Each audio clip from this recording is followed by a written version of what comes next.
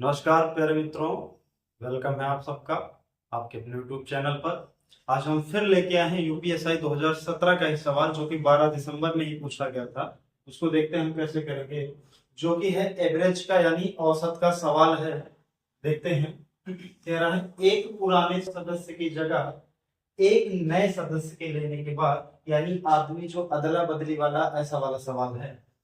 एक पुराने सदस्य की जगह एक नए सदस्य के लेने के बाद यह पाया गया कि एक क्लब के 5 सदस्यों की औसत आयु उतनी ही है जितनी 3 वर्ष पहले थी।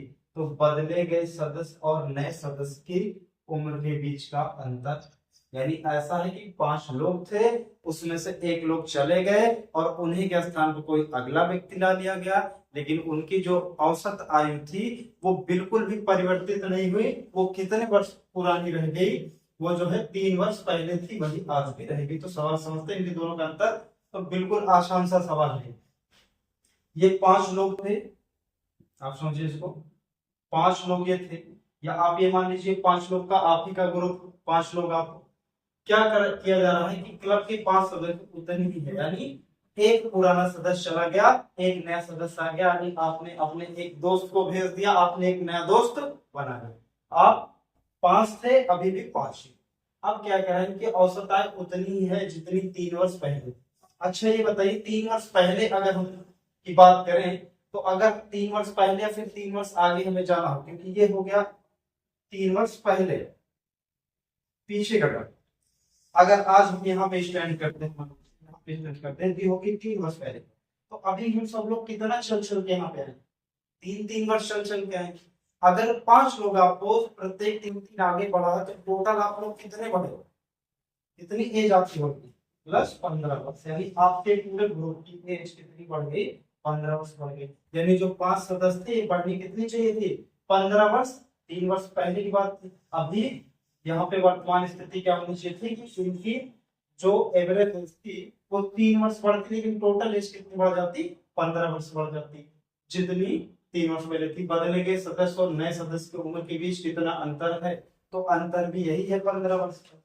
क्योंकि वो क्या होगा, वो जो गया वो क्या होगा, वो 15 वर्ष छोटा होगा। तो एवरेज करने में 15 वर्ष के जो प्लस होने थे 3 वो एज इट इज रह गए पुराने जैसे। तो समझ में आया होगा आपको सवाल। नहीं तो एक तरीका इसका और भी है, वो थोड़ा सा बेसिक आपको पड़ जाएगा, बट बाकी एग्जाम में आप यही तरीका प्रेफर करोगे ताकि आपका आंसर क्या हो, जल्दी से जल्दी आ जाए। बाकी इसका एक बेसिक सा तरीका हम आपको बताते हैं, वो कैसे लगेगा इसको आप अच्छे से समझ जाइए। नहीं समझ में आए तो वीडियो को दोबारा देखें, फिर मैं इसका एक और दूसरा तरीका बताता हूँ जिसको ये बिल्कुल समझ में नहीं आया हो। ये 5 लोग हैं, 5 लोग हैं, ठीक है। कह रहा है इनकी औसत आयु उतनी है जितनी 3 वर्ष पहले थी।